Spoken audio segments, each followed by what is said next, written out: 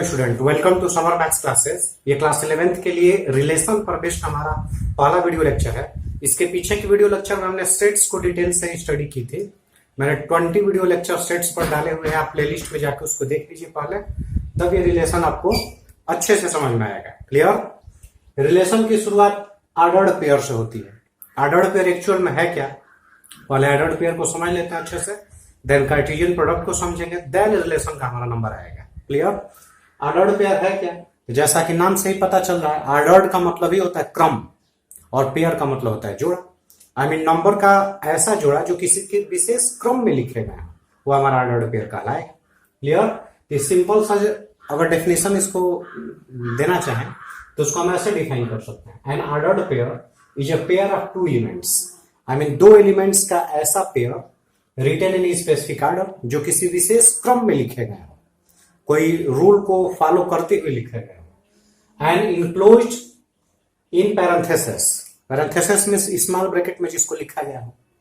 Small bracket में किस रूप में लिखा जाता है, तो ऐसे स्मॉल ब्रैकेट लगा के ए कामा बी का मीन्स ए और बी क्या है, तो फिर A and B are any two numbers.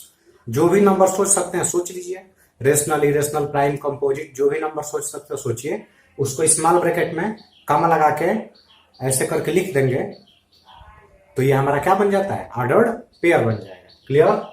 In ordered pair A B, A is called the first component और फर्स्ट मेंबर और फर्स्ट एलिमेंट और फर्स्ट कोऑर्डिनेट। देखिए चारों एक ही है। इस ए को हम क्या कह सकते हैं, इस ए को अगर ए बी ऑर्डर्ड पेयर है तो इस ए को हम first element, first member, first coordinate या फर्स्ट एलिमेंट कह सकते हैं। उसी तरह बी को क्या कहेंगे, तो बी हमारा हो गया second element, second member, second coordinate या सेकेंड कंपोनेंट, ऐसा कहे जा सकते हैं। ये चारों नाम एक ही है। क्लियर? तो ऑर्डर्ड पेयर को समझ ही गए होंगे। ऑर्डर्ड पेयर में अभी मैंने कहा कि ऑर्डर्ड पेयर में क्रम का विशेष महत्व होता है, तो ये नहीं कि ए बी और बी एक ही हो जाएगा, ये दोनों अलग अलग ऑर्डर्ड पेयर रिप्रेजेंट करेंगे। I mean A B and B A, ये बोथ आर नॉट इक्वल, दोनों अलग अलग ऑर्डर्ड पेयर है। इसलिए क्योंकि इस ऑर्डर्ड पेयर में पहले ए है देन बी है, और इस ऑर्डर्ड पेयर में पहले बी है देन ए है, तो ये अलग अलग ऑर्डर्ड पेयर है। इसका ग्राफिकल रिप्रेजेंटेशन जब हम करेंगे तो ए बी और बी ए दो अलग अलग 2D प्लेन में ये अलग अलग पॉइंट को रिप्रेजेंट करेंगे। क्लियर? जबकि सेट में ऐसा नहीं होता था। जबकि हम चैप्टर 1 में जब सेट्स पढ़े थे तो सेट्स में हम क्रम का महत्व नहीं होता है, किसी भी एलिमेंट्स को आगे पीछे करके लिख देने से कोई नया सेट जनरेट नहीं होता है। जबकि ऑर्डर्ड पेयर में एलिमेंट्स को आगे पीछे लिख देने से एक नया ऑर्डर्ड पेयर जनरेट हो जाता है। जैसे अगर सेट में ऐसे मैं लिखूं 1 2 और 2 1, तो ये दोनों अलग अलग सेट को नहीं रिप्रेजेंट कर रहा है, ये दोनों एक ही सेट को रिप्रेजेंट कर रहा है। लेकिन इसी को अगर मैं ऑर्डर्ड पेयर में लिखूं 1 2 और 2 1, तो ये दोनों एक ही ऑर्डर्ड पेयर को रिप्रेजेंट नहीं कर रहा है, ये दोनों अलग अलग ऑर्डर्ड पेयर को रिप्रेजेंट कर रहा है। ऐसे अगर सेट में 1 2 और 2 1 है तो इक्वल होगा, लेकिन अगर ऑर्डर्ड पेयर में 1 2 और 2 1 है तो ये दोनों इक्वल नहीं होंगे। क्लियर? ऐसे ऑर्डर्ड पेयर में हम सेट्स के थ्रू समझना चाहें तो जैसे एक कोई सेट है 1 2 3 जिसमें ये 3 एलिमेंट्स हैं 1 2 3, और बी कोई अनदर सेट है, सपोज हमारा 4 और 5 है। तो अगर हमें ऑर्डर्ड पेयर बनाने हो और कहा गया कि ऑर्डर्ड पेयर आप बनाइए जिसमें पहला एलिमेंट सेट ए से लिखिए और दूसरा एलिमेंट सेट बी से लिखिए। क्लियर? तो हम क्या ऑर्डर्ड पेयर बना सकते हैं, ऐसे ऑर्डर्ड पेयर बना सकते हैं 1 4, देखिए पहला एलिमेंट सेट ए का है, सेकंड एलिमेंट सेट बी का है, 3 5, ओके 2 4, ऐसे सब ऑर्डर्ड पेयर हम बना सकते हैं। और भी ऑर्डर्ड पेयर बन सकते हैं। अब ऐसा नहीं है कि 2 4 ऑर्डर्ड पेयर है तो 4 2 हमारा ऑर्डर्ड पेयर नहीं है, 4 2 भी ऑर्डर्ड पेयर बन जाएगा, क्योंकि 4 2 में ये बी का जो एलिमेंट्स है उसको मैं पहले लिख दिया हूं और जो ए का एलिमेंट है उसको मैं बाद में लिख रहा हूं, तो ये भी ऑर्डर्ड पेयर रिप्रेजेंट कर रहा है। ऐसी बात नहीं कि ऑर्डर्ड पेयर रिप्रेजेंट नहीं कर रहा है, लेकिन 2 4 और 4 2 दो अलग अलग ऑर्डर्ड पेयर्स हैं, दोनों एक ही ऑर्डर्ड पेयर को रिप्रेजेंट नहीं करता है। क्लियर? इसका जरा ग्राफिकल रिप्रेजेंटेशन देख लेते हैं, तब आपको और एक्चुअल में ये समझ में आएगा कि वास्तव में क्यों 2 4 और 4 2 अलग अलग ऑर्डर्ड पेयर्स रिप्रेजेंट करते हैं। क्लियर? ग्राफिकल रिप्रेजेंटेशन करेंगे तो देखिए इसका ग्राफ पेपर पे मैं ड्रा करूंगा, तो ये हमारा x हो गया, ये x डैश हो गया, ये y हो गया और ये y डैश हो गया। इधर पॉजिटिव में लेते हैं, सपोज 1 2 3 4 1 2 3 ऐसे मैंने लिख लिया। ये हम निगेटिव भी लिख सकते हैं, -1 -2, ये -1 -2। ओके, देखिए 1 2 रिप्रेजेंट करना है तो 1 2 हमारा कहाँ है, तो 1 2 मीन्स एक्स की तरफ पॉजिटिव एक्स की डायरेक्शन में 1 और पॉजिटिव वाई एक्सिस के डायरेक्शन में 2, ये हमारा जो पॉइंट है ये 1 2 है। ओके, और जो 2 1 है ये कहाँ पे होगा, तो 2 1 हमारा एक्स, ये जहाँ एक्स एक्सिस की तरफ 2 मूव करेंगे और 1 वाई एक्सिस की तरफ पॉजिटिव में ये रहा, ये हमारा 2 1 रिप्रेजेंट किया। क्लियर, सेट का ग्राफिकल रिप्रेजेंटेशन नहीं होता है, जबकि ऑर्डर्ड पेयर का ग्राफिकल रिप्रेजेंटेशन होता है।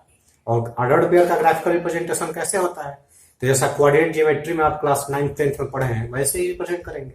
देखिए मैंने रिप्रेजेंट कर लिया, 1 2 का लोकेशन ये रहा और 2 1 का लोकेशन ये रहा, तो ये दो अलग अलग पॉइंट को रिप्रेजेंट कर रहा है। इसलिए 1 2 और 2 1 अगर ऑर्डर्ड पेयर में है तो दोनों को हम इक्वल नहीं समझते हैं। क्लियर, तो ये इसका ग्राफिकल रिप्रेजेंटेशन हो गया ऑर्डर्ड पेयर। अब ऑर्डर्ड पेयर तो आप समझ ही लिए होंगे। अब ऑर्डर्ड पेयर के बाद देखते हैं इक्वलिटी ऑफ ऑर्डर्ड पेयर्स क्या होते हैं। क्लियर, फिर देख चलिए equality of two ordered pairs क्या है, तो मैंने यहाँ डेफिनेशन लिखा हुआ है सिंपल सा, उसको देख लेते हैं। Two ordered pairs are said to be equal, I mean दो ऑर्डर्ड पेयर्स इक्वल तभी कहे जाएंगे इफ, जब, यदि they have same first element, I mean दोनों ऑर्डर्ड पेयर का जो पहला एलिमेंट है वो सेम हो एंड सेम सेकेंड एलिमेंट, और उसका जो सेकेंड एलिमेंट हो वो भी सेम हो। आई मीन पहले ऑर्डर्ड पेयर का पहला एलिमेंट और दूसरे ऑर्डर्ड पेयर का पहला एलिमेंट वो सेम हो, और पहले ऑर्डर्ड पेयर का दूसरा एलिमेंट और दूसरे ऑर्डर्ड पेयर का दूसरा एलिमेंट भी सेम हो, तो ऐसे केस में दोनों ऑर्डर्ड पेयर्स को हम इक्वल कहते हैं। क्लियर, वही यहाँ पे लिखा हुआ if A B and C D, जैसे ये पहला ऑर्डर्ड पेयर हो गया और ये हमारा दूसरा ऑर्डर्ड पेयर होगा, अगर ये दोनों ऑर्डर्ड पेयर्स इक्वल हैं, आई मीन इक्वल कहे जाएंगे, तो वी राइट, तो हम लिखते हैं, क्या लिखते हैं, A B is equal to C D, I mean दोनों ऑर्डर्ड पेयर्स इक्वल हैं, then A is equal to C होगा और B is equal to D होगा। देखिए यहाँ पे बीच में मैंने ये डबल इंप्लाई लगाया है, आई मीन जो एरो है वो दोनों साइड से है। आई मीन अगर ये कंडीशन है तो ये रिप्रेजेंट करेगा, अगर ये कंडीशन है तो वो ये रिप्रेजेंट करेगा। आई मीन कहीं ऐसा लिखा हुआ है तो इसका ये मीनिंग होगा, और अगर कहीं ऐसा लिखा हुआ है तो इसका ये मीनिंग होगा। Clear, I mean A B and C D दो ऑर्डर्ड पेयर इक्वल हैं, तो इसका जो फर्स्ट कंपोनेंट ए है और इसका जो फर्स्ट कंपोनेंट सी है वो इक्वल होना चाहिए, और इसका जो सेकंड कंपोनेंट बी और इसका जो सेकंड कंपोनेंट डी है वो भी दोनों इक्वल होने चाहिए। क्लियर, या यूं कहिए कि कहीं ए इक्वल टू सी और बी इक्वल टू डी लिखा हुआ है तो उसको हम ऐसे भी ऑर्डर्ड पेयर के फॉर्म में लिख सकते हैं। यही दो ऑर्डर्ड पेयर्स के इक्वलिटी का सेंस है। चलिए इस पर बेस्ड हम एक एग्जांपल से समझते हैं।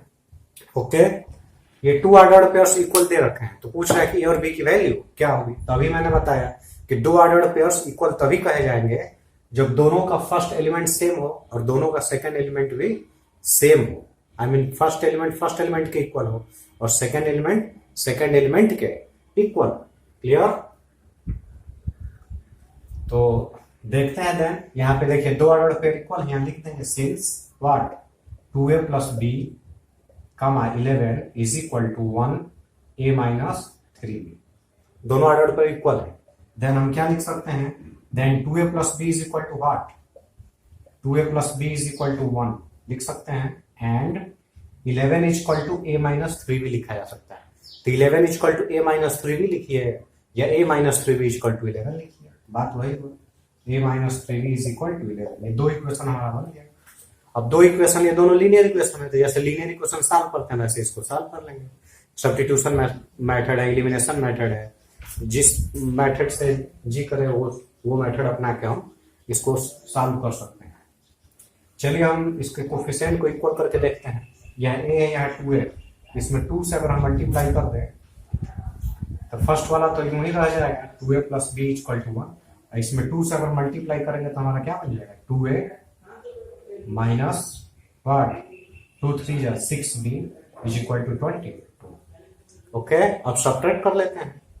तो सब्ट्रैक्ट करेंगे तो साइन हमारा चेंज होगा, सब्ट्रैक्टिंग ऐसे साइन सब चेंज हो जाएंगे, तो 2a कैंसिल होगा, plus b and plus 6b हमारा क्या आ जाएगा 7b, और यहाँ पे 1 minus 22 what minus 21, then b is equal to minus 3, ये हमारा b निकल गया। अब इस b की वैल्यू इधर 1 और 2 जिसमें मन कर उसमें रख के ए निकाल सकते हैं। चलिए फ्रॉम फर्स्ट ए से देख लेते हैं। फर्स्ट हमारा क्या है, 2a plus B is equal to 1 है, b माइनस 3 रख लेते हैं। ओके, इज इक्वल टू 1, तो 2a is equal to 1 plus 3 4, then a is equal to, एक वैल्यू 2 आ गई। ओके, 2 आ गया, तो ये हमारा a हो गया 2 और b हो गया -3। वेरीफाई करना है, चेक करना है, तो इसको चेक कर सकते हैं क्या ये आंसर निकल के आया वो सही है कि नहीं। ए और बी की वैल्यू इस ऑर्डर्ड पेयर में रखिए और देखिए कि दोनों सेम ऑर्डर्ड पेयर आ रहा है कि नहीं। तो हमारा b -3 है, तो b की जगह पे -3 और a की जगह पे 2, तो ये बनेगा 2 2 जा 4, 4 एंड -3 दैट इज 1 11 आएगा। ये पहले नंबर पे 1 आया, देखिए यहाँ पे 1 है। यहाँ सेकंड कंपोनेंट 11 है, तो इसका भी सेकंड कंपोनेंट 11 होना चाहिए। तो चेक करके देख लीजिए, a की जगह पे 2 और b की जगह पे -3 रखिए। तो a की जगह पे 2 रखेंगे तो 2 एंड 3 3 जा 9 प्लस 9 हो जाएगा, 11 आ जाएगा। ओके, ये भी हमारा 1 11 बन जाएगा, ये भी 1 11 बन जाएगा। क्लियर, ऐसे हम चेक भी कर सकते हैं कि जो मैं आंसर निकाला हूँ वो सही है कि नहीं। तो इस तरह अगर equality of two ordered pair पे बेस्ड क्वेश्चन सॉल्व करना हो तो ऐसे सॉल्व करेंगे। फर्स्ट कंपोनेंट के इक्वल कर देंगे, सेकंड कंपोनेंट के इक्वल कर देंगे, और देन जो अननोन वेरिएबल है उसको हम इजीली फाइंड कर सकते हैं। क्लियर, चलिए इसके बाद जो आता है वो नंबर कार्टेशियन प्रोडक्ट का आता है। और कार्टेशियन प्रोडक्ट को हम नेक्स्ट के वीडियो में लेक्चर में